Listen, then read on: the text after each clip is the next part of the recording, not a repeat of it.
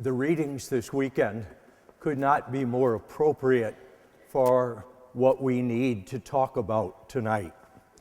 A God who feeds us, a God who gives us food for the journey, a God who recognizes where we are, what our hungers are, and then gives us the strength to keep going on.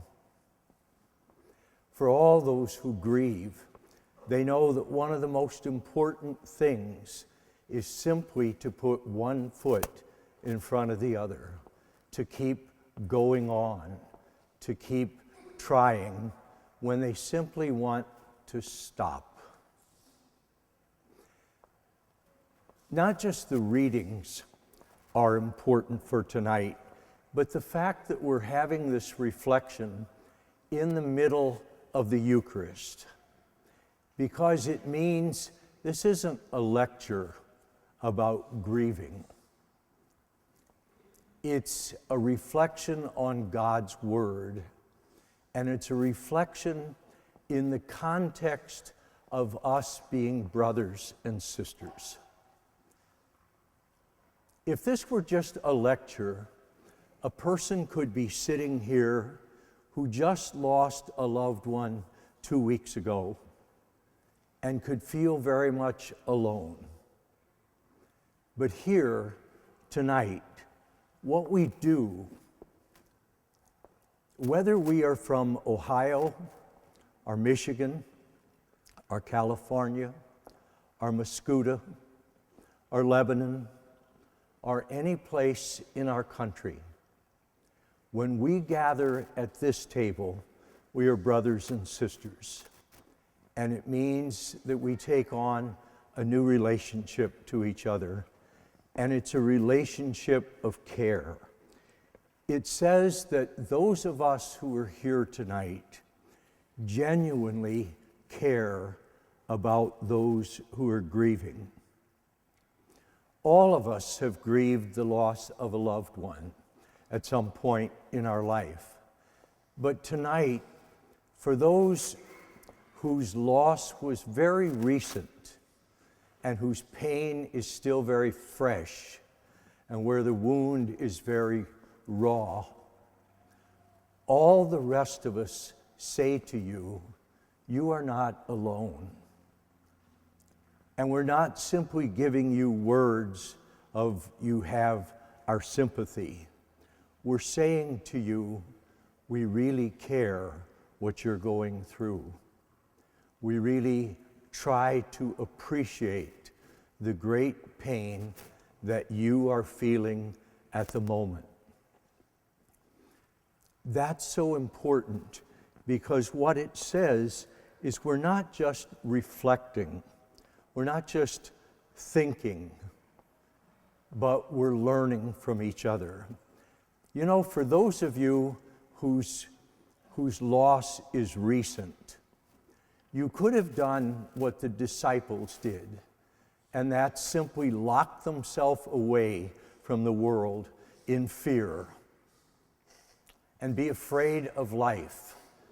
But when the disciples did that, Jesus walked through the locked doors and said to them, peace, peace. And that's what he says to you tonight. You have not locked the doors. You have come and joined a community. You've come here to deepen your faith and catch faith from each other.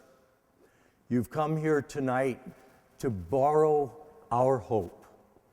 Because if your hope has been shattered and blown out of the water at the moment, and you can't see clearly where you want to go, borrow our hope until yours returns. And then hear the love and the care of all of your brothers and sisters who are here. Let's talk about grief for a while. Grief has so many different faces. The first face of grief is simply numbness. So many nights when I'm at the hospital at 2 or 3 o'clock in the morning with a family, especially if the death was kind of sudden and unexpected, there's just a numbness. The family doesn't know what it feels. It kind of feels nothing. This can't be real. This isn't real. This is a dream. It'll be different in the morning. And there's just that numbness. But as the numbness wears off, there's that terrible ache, that emptiness, the pain, the loss. And the loss isn't just a hurt. It's a different kind of loss than just hurt. It's a loss of saying, I don't know where to go. I don't know what to do next. I've lost my compass. I've lost my bearings. I'm not sure where I go from here. Help me make some decisions. Then it moves to a deeper loss. And as things begin to set in, and a person simply says, I don't know if I can go on. And then they'll say next, I don't know if I want to go on. I don't know if I can. I don't know if I want to. Then there's the loneliness. Because one of the most difficult things when we lose a loved one is we've lost intimacy in our life. And intimacy is the only thing that makes life worth living. And it's not just the person, if it's a spouse, with whom we've been physically intimate, or the intimacy of conversations sitting on a porch swing, or the intimacy of simply talking with each other through the day. But the intimacy of simply being with someone with whom we are completely at home. The person who knows us, understands us, and accepts us, warts and all. The person who just takes us who we are. When that intimacy is removed from us, we don't know what to do, because part of us left with them. Especially in the death of a spouse, we stood before God's altar and said, we will become one. And we did. And now part of me is gone, and part of me has left with them. I don't know who I am anymore. I don't know who I'm supposed to be anymore. I was his wife. I was her husband. They're gone. I don't know who I am anymore. And even the intimacy with God that we always had in prayer is now shaken. It's not that I don't trust him. I don't know what I think right now. I don't know if God is there. I don't know if God really understands. I don't know why this happened. I don't know where to turn. So all the intimacy in my life seems turned upside down, and I don't know where to go. Then there's those other faces of grief. Anger. Many people will say to me, no, I'm not angry. And many people do go through grief without anger, but many can't. Many are simply hurt, and because they're hurt, they're angry at everything. It's almost like a shotgun. I'm angry at the doctors. Why didn't they do more? I'm angry at the hospital. They should have done this differently. I'm angry at my sister-in-law. She said the wrong thing and doesn't understand. I'm angry at God. And some say, no, I'm not angry at God. Well, yes, I am. I guess I am. I don't think I'm mad at him, but I don't want to talk to him either. I don't want to be around him.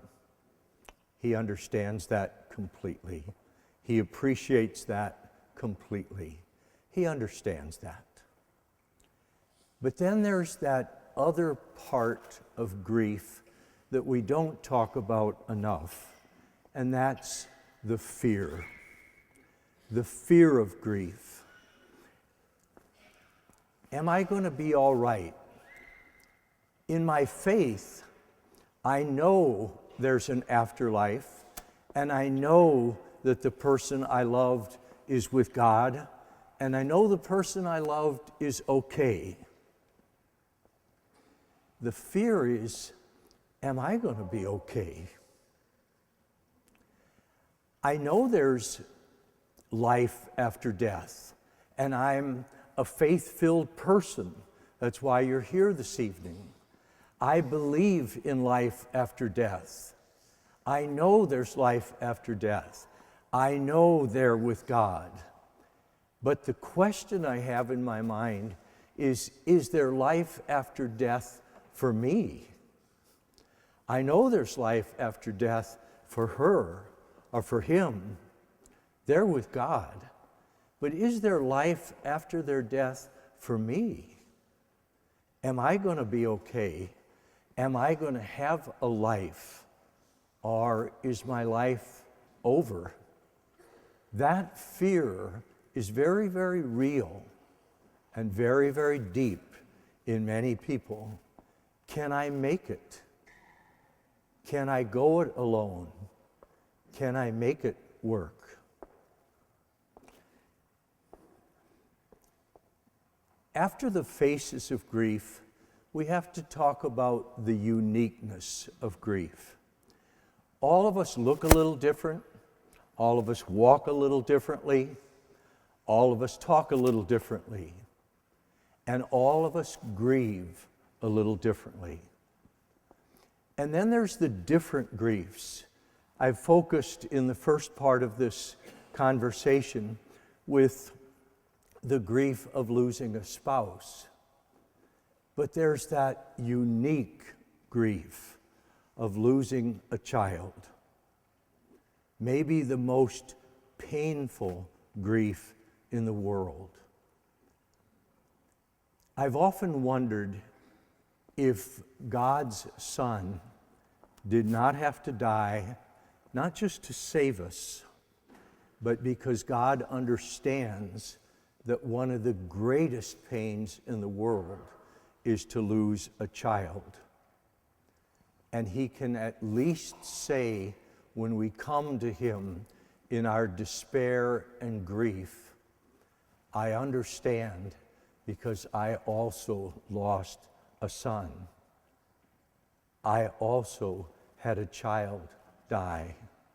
I appreciate what you're feeling. And after Mary held my son and they put him in the tomb, I walked into the tomb that night as his father, and I held him, and I grieved for him because he was my beloved son, and they killed him. Knowing that God grieved a son might help with that terrible pain of losing a child. One person even said that what woke Jesus up in the resurrection was the sound of his Father's tears. As he heard his Father weeping, he woke up and his Father raised him from the dead. There's the grief of losing a parent, the grief of losing a friend, the grief of someone who dies by suicide, which has its own grief, not just because of pain and loss and fear, but so much confusion. What didn't I do? What did I miss? What should I have seen? And all the terrible self-doubt that comes. Where do we go now with all this? What is the healing that we do? The first healing is there's two things that we say no to. I say no to a time schedule. For all of us who are trying to help someone who grieves, or the person themselves, the first thing we have to say is there's no time schedule. We don't grieve on schedule. We don't know how long it takes. Grief is different for every person. And we can think we're almost there, and then a wave hits us and just blows us out of the water again. We think we're almost there, and then there's a terrible setback. And sometimes it's 3, 4, 5 years later, all of a sudden we hear a song and we say, oh, and it's back as if it were a week ago, and it's that fresh. 10 years after my dad died, I pulled up to the stop sign at 159 and Route 50, where the old St. Albert's Church used to be. And as I was sitting waiting at the stoplight, I looked to my left, and there was a man sitting in the car who could have been my dad, back from the dead.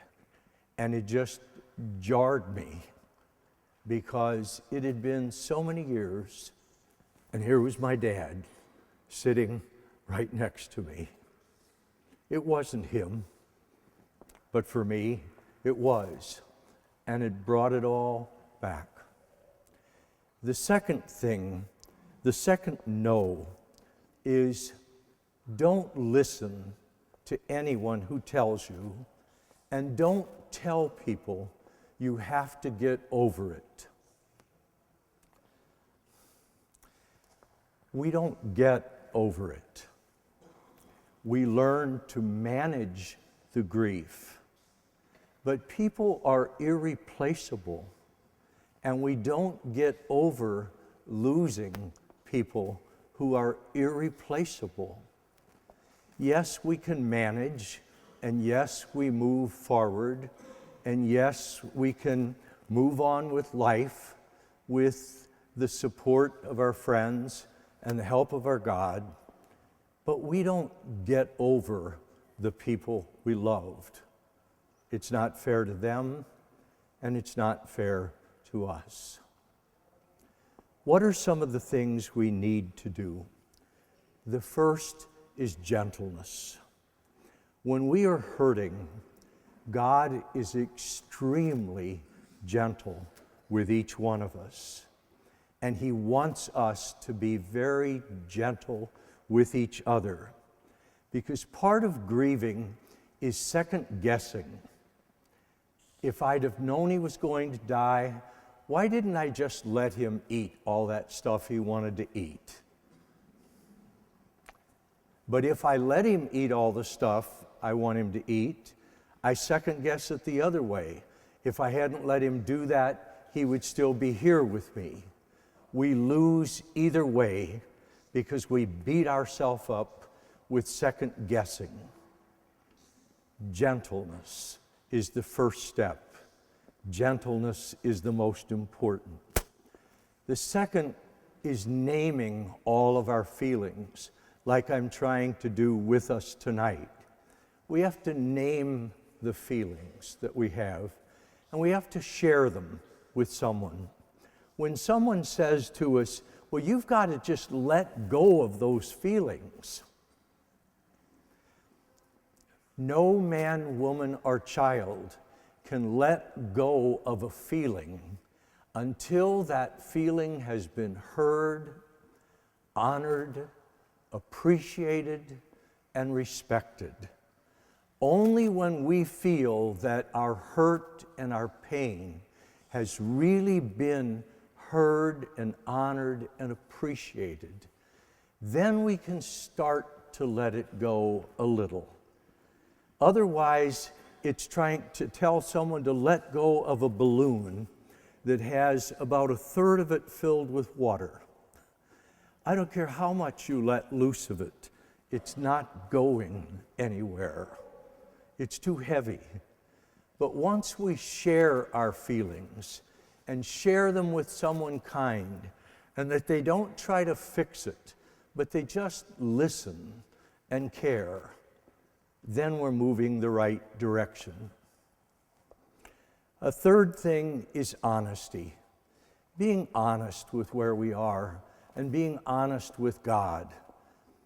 Any relationship has to be built on honesty. When we pray, we have to go to God and say, I don't even know if I know how to pray right now. I don't know if I trust you right now. I don't know if I like you right now. I don't know what I'm thinking right now. I don't know if I ought to feel this way, but I do feel this way. Please help me. That's all God asks. He doesn't worry what we're feeling. He worries that we're honest with Him about our feelings. Let's talk about 4 things that our church gives us. I said we were doing this reflection in the context of the Eucharist because Thanksgiving heals so many things. We can't be thankful and angry at the same time. It doesn't work. One of the best ways to move away from grief is gratitude. To go back to the good times, to go back to the wonderful things. Yes, it's a gift that I've lost, but the pain is there because it is a gift that I had. Go back to that gift. Think of the good times. Think of the joy. Think of the wonderful memories. Think of when your child was born. Think of the things you've shared. That's so important. The second is we say in our creed all the time, we believe in the communion of saints. That's not just a thought or a dogma or a truth from 2,000 years ago. The communion of saints means that all the ties of family and friendship that we have in this life do not unravel at the time of our death. We are still in communion with those we have loved. Ask them to help you. Ask them so they help us. A third thing, God's history in the Scriptures is never a God who can prevent everything from happening. That's not the story of God. The story of God is about a God who walks into the middle of pain and draws out new life. Whether it was leading the people in slavery in Egypt and leading them to freedom, whether it was standing with the widow and the orphan to help them be part of society, whether it was healing the blind man and drawing out sight, the deaf man and allowing him to hear, whether it was the woman caught in adultery and sin and pulling her forward into new life, or whether it was walking into the tomb and raising his son to fullness of life.